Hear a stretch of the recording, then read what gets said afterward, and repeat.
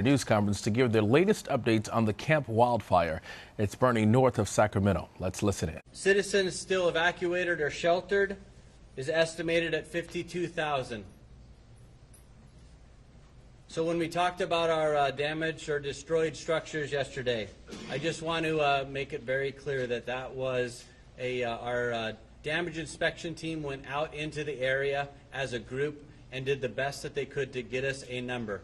They are actually going out and doing thorough inspections starting today, and so as they do those inspections, we anticipate that they are going to be able to get us very, very accurate numbers. So this number is going to be a static number for the next few days, and as we get those numbers, if they start to increase above our estimate that we had yesterday, then we'll share those numbers with you.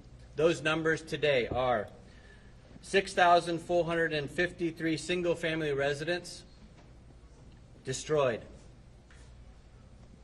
Non-residential commercial properties, the number is 260,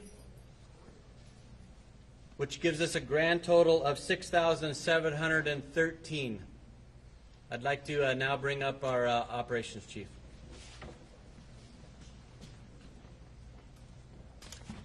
Good evening. My name is Josh Bischoff, Battalion Chief for CAL FIRE in the Riverside Unit. I serve on IMT 4 as an Operations Section Chief. I'll go over the operations for today.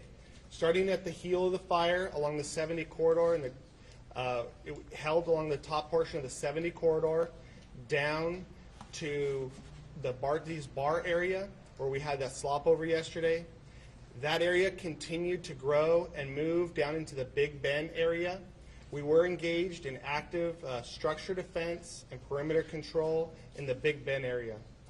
Due to the increased fire behavior in that area, we did have to add additional evacuation orders for the Berry Creek and Brush Creek and Hart Mill area. Continuing on around the bottom of the 99 corridor, we had another successful day of holding the containment lines along 99. We had a strong emphasis in Paradise, going through, making sure that everything that was saved, we continued to mop up and patrol around and work in that area.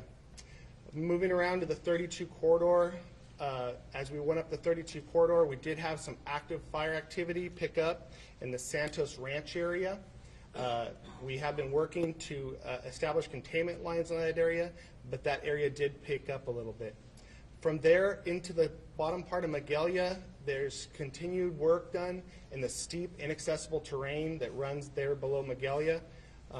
We did have some increased fire activity, and we continue to try and use tactics to suppress that activity and come up with plans to aggressively fight that. We did have across from Magalia up onto the top of the ridges above that worked back down towards Flea Mountain. We had some air this afternoon where we were able to fly air tankers. A majority of the fire today was under heavy dense smoke and limited our aircraft use, but we were able to fly air tankers across the top portion of the fire. We've had very minimal fire spread to the north across the top portion of the fire, and we were able to use the retardant to keep that in check. Big emphasis for today was the potential red flag warnings and weather for tonight. We ensured that we brought in additional resources into communities that will be threatened and are evacuated. We did mention the additional evacuations we did, and we just ensured that we reinforced any lines that could be threatened tonight due to the wind and weather. Thank you. Good evening. My name is Alex Hoon. I'm a meteorologist with the National Weather Service in Reno, Nevada. I'm here serving as the incident meteorologist for CAL FIRE Incident Management Team 4. So the big news for the weather is the red flag warning that goes into effect tonight. It begins at 10 p.m. tonight and goes through 7 a.m. Monday morning. The red flag warning, what does a red flag warning mean? It means that there's critical conditions that lead to extreme fire behavior. This is a warning that we put out for the fire agencies to let them know that the critical weather conditions are coming, and it's going to exacerbate the fire conditions that they're going to be dealing with throughout the day. Actually, so the red flag warning begins at 10 p.m. tonight and goes all the way through 7 a.m. Monday morning. We are expecting strong northeast winds gusting up to 50 miles per hour in the higher elevations, gusts up to 30 miles per hour in the lower elevations for tonight, and then going through the day on Sunday and all the way into Monday morning as well. So these very strong winds combined with very dry conditions are going to create those critical conditions for firefighters working over the next 24 to 36 hours. So just to sum up, the red flag warning remains in effect. There's going to also be okay. Thank you very much. That's all I have for the weather. Thank you. Good evening. My name is Jonathan Pangburn. I'm the unit forester for CAL FIRE's San Benito Monterey unit, and for the Camp Fire, I am acting as the fire behavior analyst with CAL FIRE Incident Management Team 4. Our job is to work with the incident meteorologist to analyze the weather along with the fuels and topography to consider how the fire is going to behave and where we think it is going to be moving. Today we saw increased activity along the Highway 32 corridor as well as in the areas along the Feather River Canyon. We're going to expect that to continue with the winds out of the northeast, pushing the fire down the Feather River Canyon as well as down Butte Creek near Highway 32. In addition, when the winds are pushing toward Lake Oroville, we're also concerned about it running along Highway 99 corridor into the areas of toward Oroville and Berry Creek. Thank you. Good evening. My name is Lisa Almaguer, and I'm the Public Information Officer for Butte County Public Health. I'm here tonight to speak with you about poor air quality caused by the Camp Fire. We're experiencing a low-lying layer of smoke, in part due to the cooler temperatures and the reduced wind. Wildfire smoke is especially unhealthy for people with respiratory conditions, young children, pregnant women, older adults, and those who smoke. We encourage you to stay indoors, shut your windows, replace air filters in both your home and your car, and avoid additional pollution in your home by not burning candles and not running your vacuum. If you must spend time outside, use a properly fitting N95 mask. You may have seen some of these around. They have N95 on them. Masks come in 3 sizes, small, medium, and large. And to ensure a proper must reach the middle of your nose, and this bottom part must come just below your chin. Both straps go over your head. One sits above the ear and one sits below. Masks will be available later tonight at the community meeting while supplies last. Additionally, breathing wildfire smoke can have immediate health effects, including coughing, stinging eyes, runny nose, wheezing, and trouble breathing. If you are experiencing trouble breathing, tightness in your chest, please seek medical attention and contact your primary care provider. Thank you.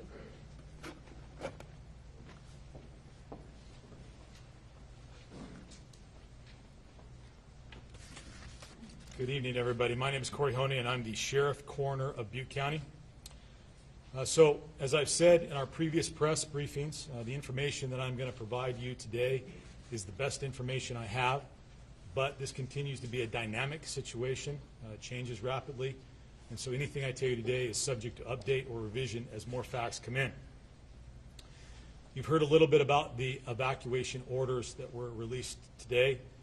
The most significant piece of that are those evacuation orders that include the communities of Berry Creek, Brush Creek, Mountain House, and Bloomer Hill. That has gone out. I also want to provide some additional information and update for the residents in the areas of east of Oroville, I have spent a fair amount of time this afternoon speaking with my colleague, the incident commander here, as well as his staff, and they have assured me that there is currently no imminent threat to the residents of the city of Oroville. I'll restate that. There is currently no imminent threat to the residents in the city of Oroville. I think what happens sometimes is the Oroville is used generically to describe the area, and sometimes we're imprecise in our language, which we're concerned has caused some concern or fear that the city of Oroville is a threat. However, it's important that you all keep this in mind. Weather forecasts are predicting another 1 to 2 days of strong northeasterly wind, which has the potential to create explosive fire behavior similar to the conditions that occurred on Thursday.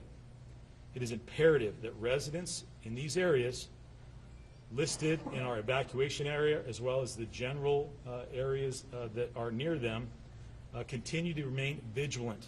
We want you to pay attention to these changing weather conditions, and you need to monitor both CAL FIRE, Butte County Fire Department's social media pages and press releases, as well as the Butte County Sheriff's Office social media pages and press releases for the potential for evacuation warnings or orders beyond what we have already listed. I can't tell you how important it is, folks, for us to be ready to go when the time to go. And we saw in Paradise that fire was so far ahead of us that it was hard to get those warnings out. We're in the same condition. I want to make sure we're not there going forward with this high weather event. I want to give you a little bit of update about reported looting. To date, we've taken a total of 53 reports of suspected looting. That's within the last 3 days. There have been no arrests because when the officers got to the locations, there was nobody there. But I will say this, if we discover looting and evidence of looting, we will continue to investigate. And even if we don't catch you there, we will investigate to determine if we can identify you and make an arrest there. And I will tell you that we have a track record of that. When we had the Oroville Dam spillway incident, our law enforcement officers and deputies investigated those cases and subsequently made arrests. We have had one warrant arrest during the course of this operation involving law enforcement personnel, and one arrest for an individual who was under the influence. One significant arrest beyond that, there was an arrest for an assault with a deadly weapon. Early this morning, we received a report of 4 people who were in the Berry Creek area. The reporting party reported that he was being attacked and blocked in his driveway by 4 people pointing guns at him. Our deputies responded. I located those individuals and took all 4 of them into the custody, and they were booked into the Butte County Jail. I apologize that I don't have their names, ages, and resident cities with me right now, but we will issue a press release at the end of this, and you will have that information. I want to turn now to missing persons. In the past 3 days, the Butte County Sheriff's Office has received approximately 508 calls for service from citizens who are unable to reach family or friends due to the Camp Fire. As of 3 p.m. this afternoon, of those 508 calls, only 110 of them remain pending. We will continue to work on those calls throughout the night and into tomorrow. We have found that some of those calls were duplicate, meaning that more than one person called us requesting us to check or try to locate the same individual. In addition to that, some of those calls lacked the necessary information to adequately locate the individuals, as they just were being described as being in a general area. In addition to that, some of the calls that came in lacked information about what residence that person might have been.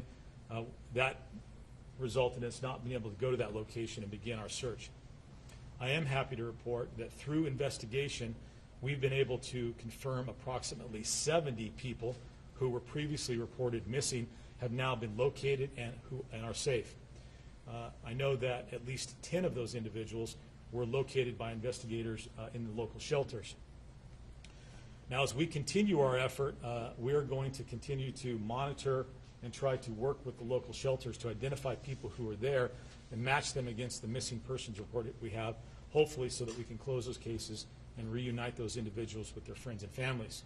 But I need to bring up a point that has emerged tonight in speaking with my colleague, Chief O'Brien from the Chico Police Department. What we're seeing is I think, best described as freelance or independent shelters popping up. Oftentimes, churches or other groups want to shelter people. And I want to tell you that that is an incredible thing. We appreciate the fact that members of our community are coming out and they're trying to help these displaced citizens by providing shelter. The problem is, for us, if we don't know about the shelter, then we don't have the ability to determine who's there and cross-check those individuals' names against the reported missing persons. So what I would ask is that if you are a group, a community group, a church, and you have stood up a shelter on your own accord, out of the goodness of your heart, we appreciate it, but please contact the Butte County EOC and advise them that you have a shelter and how many people are there. You can contact the Butte County EOC by calling 538-6613. I have to also add that if you have chosen to stand up one of these shelters and support it through your own group, your own church, you cannot expect that the county will support that shelter going forward. There are rules and regulations that they have to comply with in order to do that, and if those are not satisfied, they can't support it. Again, I appreciate people taking others in out of the kindness of their heart, but please communicate with us.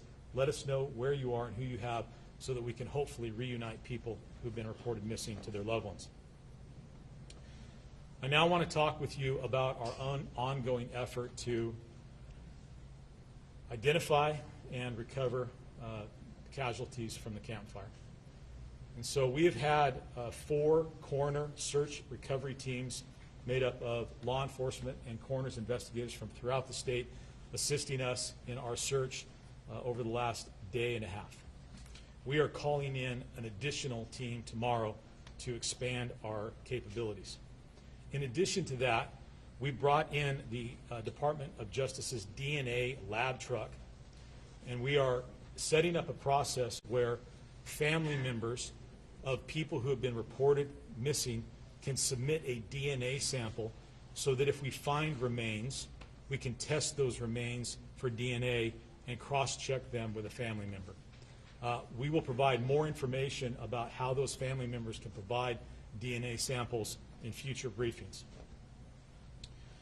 In addition to the 4 coroner search recovery teams that are coming in and the one that will be here tomorrow, we have been aided by the California State University of Chico's anthropology team.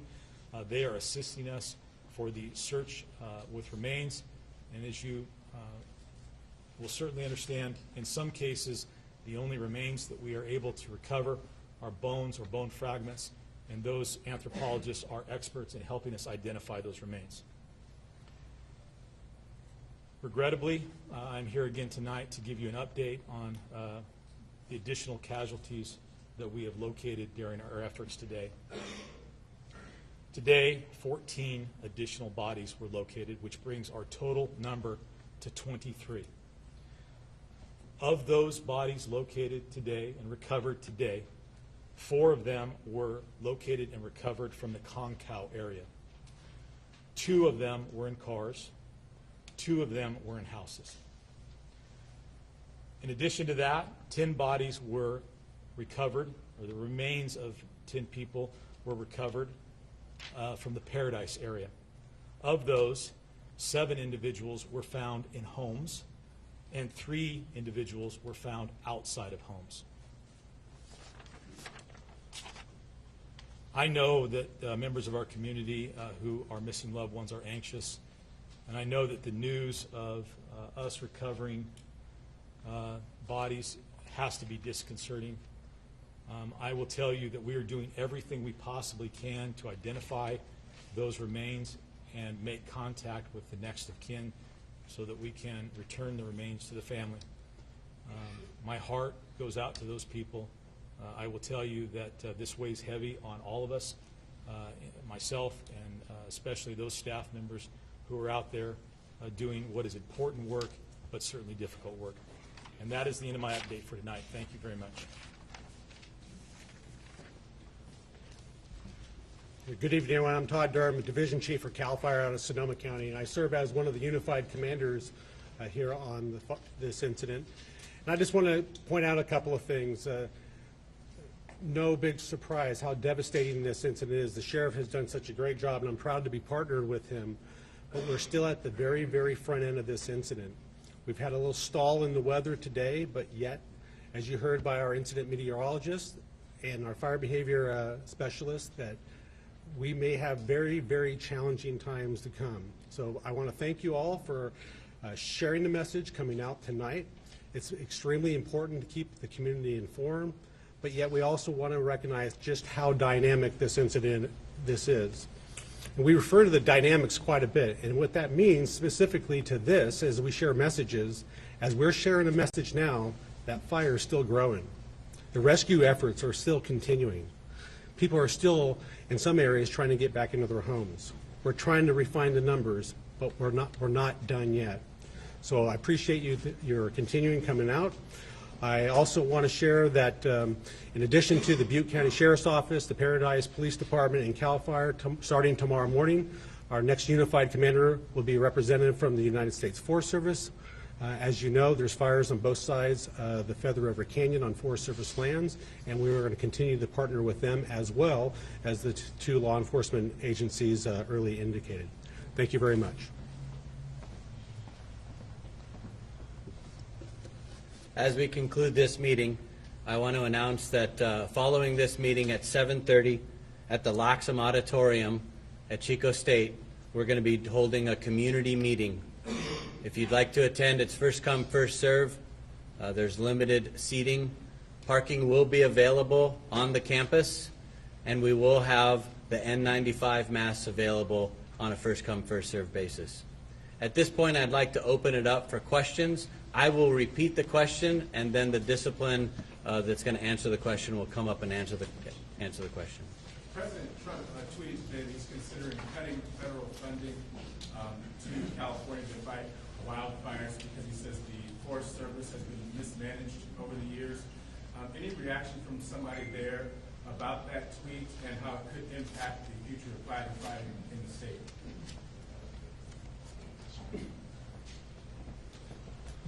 I'm not going to speak specifically for the federal government right now, but they are an outstanding cooperator with us here in CAL FIRE. As far as this incident goes, the cooperation and effort is going to continue as it has it to this point. We'll try to answer that question in further detail either offline or tomorrow night. But I can assure you now on behalf of CAL FIRE and the Butte County Fire Department and the fire agencies represented here, we will continue to aggressively fight fires and defend life in California regardless. Thank you.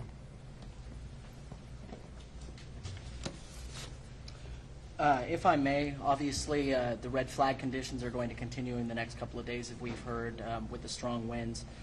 Orville obviously is not an imminent threat. However, I'd like somebody to speak to maybe what the evacuation strategy would be, and a little bit more for our viewers here about how to stay calm and listen to law enforcement personnel, especially in the wake of the panic that's happened in the first evacuation here. How can Orville evacuate safely and calmly?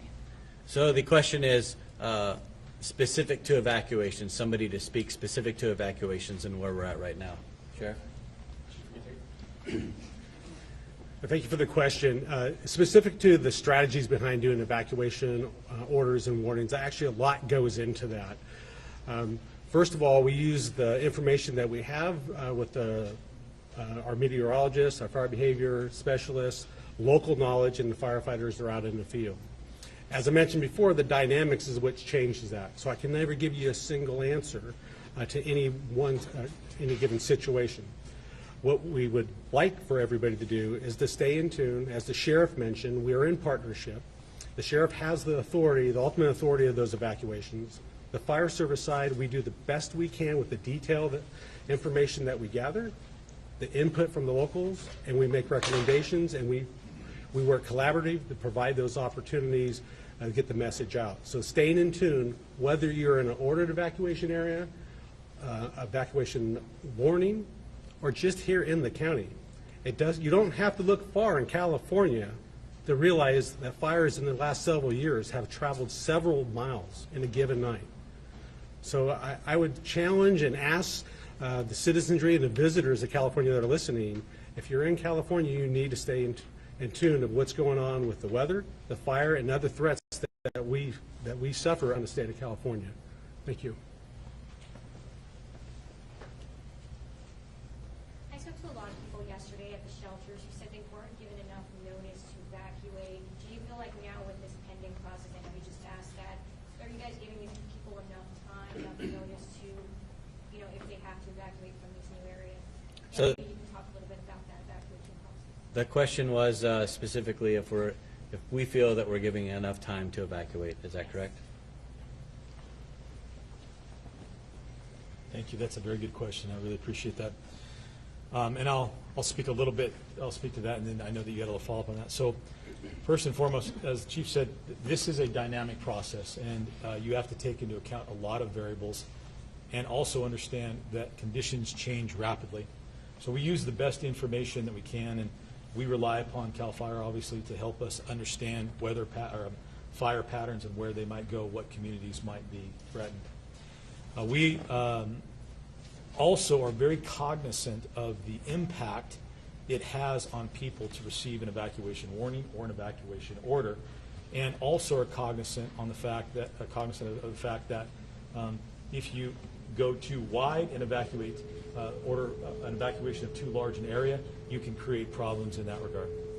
So, as a good example, with regard to the evacuation that was ordered of those areas that we talked about, the Berry Creek, Rush Creek area, we had a conversation today where we actually decided that we were going to move the order up so that it would give everybody more time to evacuate, because we don't want to be in that position. The fire that we were dealing with in Paradise moved so rapidly that we were chasing it.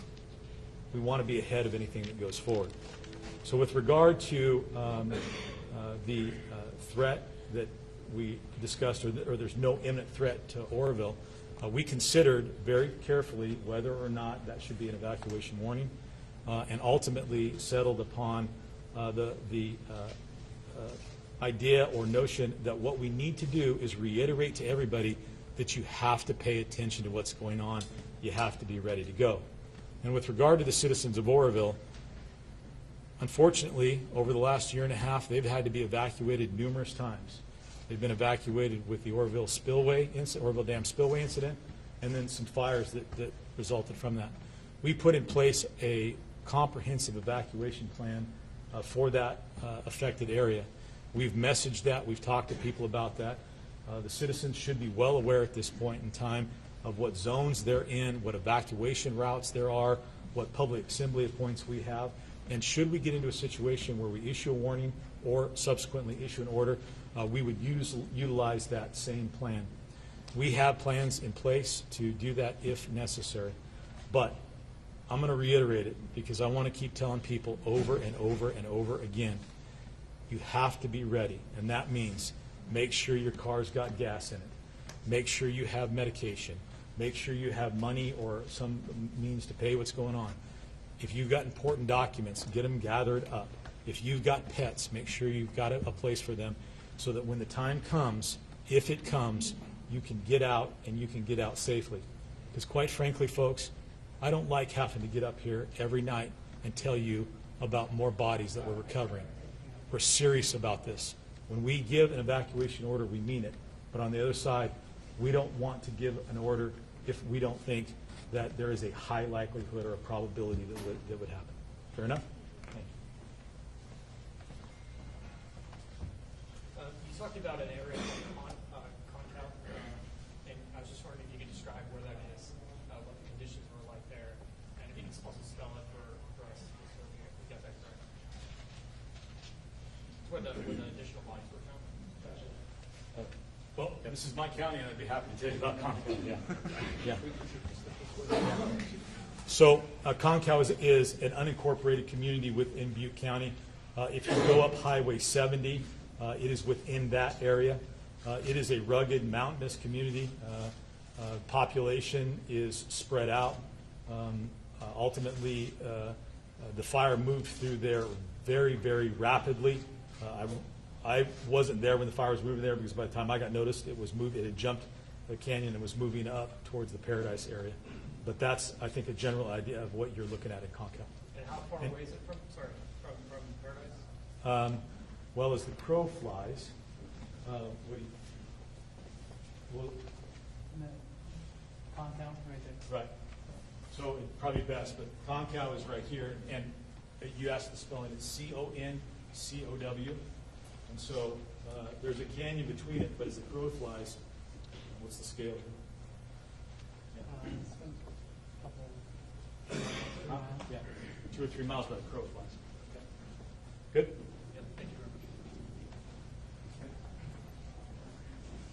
Hi, I'm wondering what kind of discussions you are having with PG&E right now. Were they warned about the weather situation on Thursday? I read reports that they decided not to cut out power, and I'm just kind of wondering how your discussions, what role they may have played, and what you think of their policy about when they turn up the power and when they don't. So the question is discussions that we had prior to the fires? Right, with PG&E, With PG&E. and how they responded to them. Copy that. You want to take that?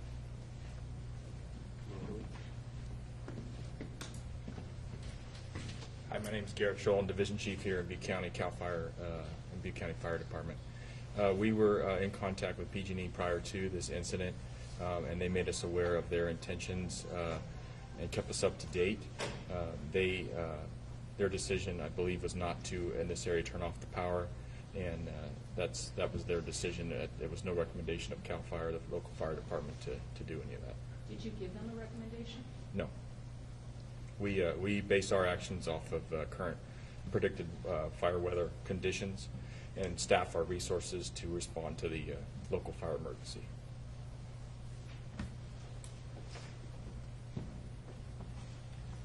Just a follow-up to that question, are there current plans to expand or to cut off power? Any plans right now to endanger areas or where the fire is headed? So if I heard you correctly, the question is about the current plans as it relates to this incident. With power, yeah. As it relates to this incident, we meet with PG&E every day. They're one of our cooperators. They're at our cooperators meeting every single day. And so they get updates and information is shared every day about current threats and what those possibilities or probabilities can be. At the same time, them, along with other utility companies, we have a meeting with them on those areas that they can come back into the fire area to help restore the infrastructure so we can get the citizenry back into their homes safely. Any other questions about PG&E and their action stuff are probably best directed directly to PG&E because I wouldn't want to speak on their behalf. But as it relates to this incident, they're here with us and in discussions every day and working as a good cooperator. If I may, there are a lot of law enforcement personnel here as well as fire personnel. I was wondering if somebody could speak to the cooperation between the two different sides of first responders and how you all work together to keep people safe and to help clean up after a disaster like this. So the question is, how do law enforcement and fire work together on incidents like this? Do both of you want to take a tag team out a little bit? Yeah. So as I mentioned before, we're in unified command. And to be unified, we're under the same roof, both the law enforcement agencies and the fire agencies that have jurisdictional authority, because there's so much crossover. For example, we, in the fire discipline, we predict the fire threats. We're engaged in firefighting. Law enforcement, I won't go too far into the sheriff's role, but they're there for evacuations and providing security to the properties. For us to do that from remote locations or separately, and throwing in the dynamics of an incident, only leads to additional confusion, or could. So being together nonstop, sharing our common interests, maximizing our similarities, and making sure that we best serve the community together, that's our goal. Sure. I would echo the Chief's sentiments, comments. The incident management team that we have in place, incredibly valuable to us. When we have one of these incidents, it very quickly outpaces local resources, so we're very happy to have them come in. But one of the amazing things in my view is how well we tie both or all of the disciplines together, because it's, in addition to fire, you also have the EMS side of it and the law enforcement side of it. We have I have staff, my colleagues who are here today, the Chief of Police from Paradise, Eric Reinbold, Chief O'Brien from Chico Police Department. We have liaisons who are here, who are working with the fire personnel, and so we're making those decisions, and then those get disseminated out to the field, and then ultimately they're carried out from there.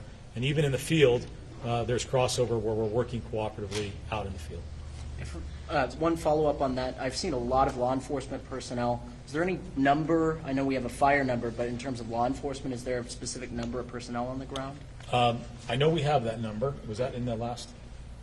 Yeah, the total numbers that will be given reflect most of the law enforcement agencies as well. Okay, thank you.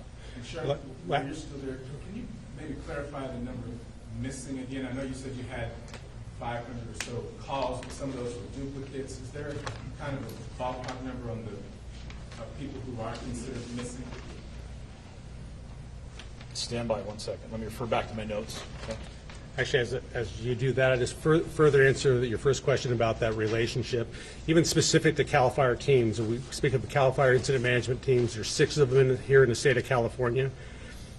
You commonly refer to, and you see our patch, but those teams are actually made up of fire and law disciplines, both state and local law. So CHP, local law, PD, local fire departments, and CAL FIRE make up CAL FIRE incident management teams.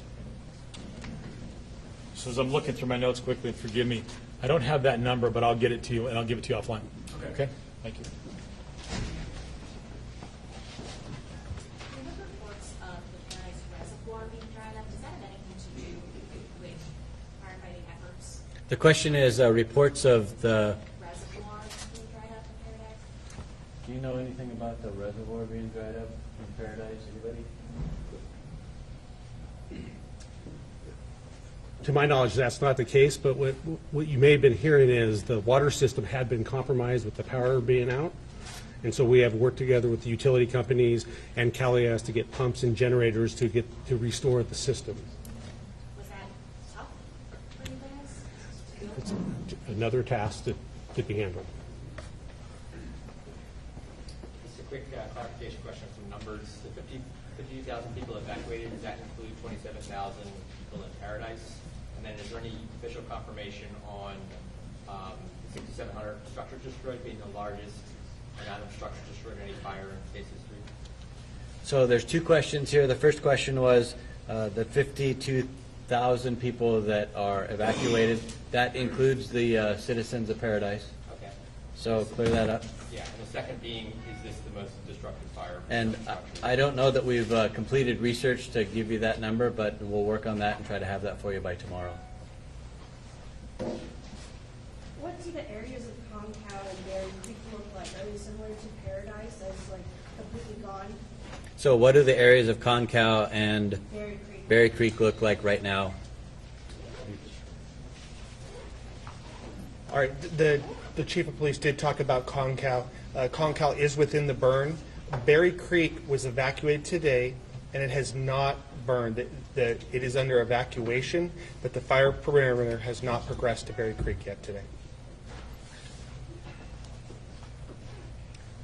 I know it's a delicate situation, but the 23 people who have died in this fire, are you releasing their names, and if so, how will you be doing? So the question is, are we releasing the names of the fatalities from the fire? So we first have to identify them, and you might imagine that that is a bit of a difficult task given the condition of the remains. That's one of the reasons that we brought in the DNA truck. So that will take a period of time. When that's done, then we will release the names because the death coroner's records are, with regard to that, are generally a matter of public record. Sure. Any indication that those fatalities, any of those include children? I have not received a report to that effect. That said, we have sent those bodies, those remains are being sent to the Sacramento County morgue. The Sacramento County Coroner's Office will be assisting us with conducting the autopsies and the testing. And I don't want to comment on those remains in terms of gender or age or anything until those examinations have been done.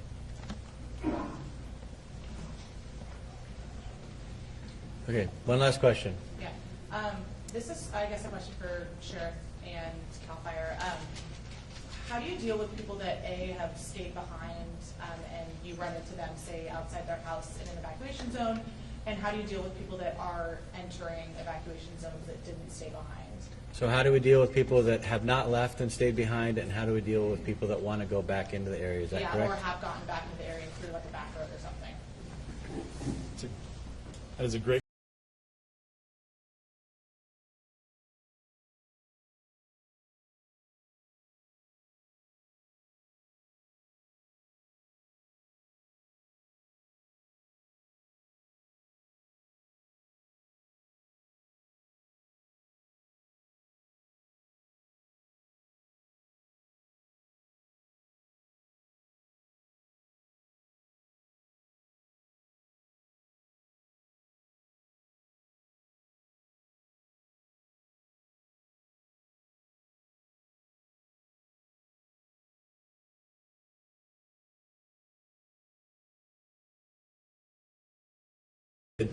we can't allow them to go back in until the scene is safe, or until the area is safe. And a lot of people have this belief that once there's no visible fire, they should be allowed to go in. But the problem with that is that the fire could reignite because there's embers or hot spots, there's down power lines, there's down trees, there's all kinds of hazards. There is hazardous waste, all those kinds of things, which all has to be dealt with before we can safely allow people to go in. And so how they're dealt with ultimately if they're there. I do ask all of our law enforcement officers to use common sense to try to determine whether or not those people have a legitimate right to be there. And we also recognize that in the most cases these are honest, good citizens. They've been traumatized, and my preference would not be to arrest those individuals because that's problematic for everybody and creates a bigger problem. That said, if you're in the area because you stayed and you interfere with firefighting efforts, you interfere with law enforcement efforts, or you go somewhere where you don't have a legal right to go, or you somehow become some other problem, you are subject to arrest. I would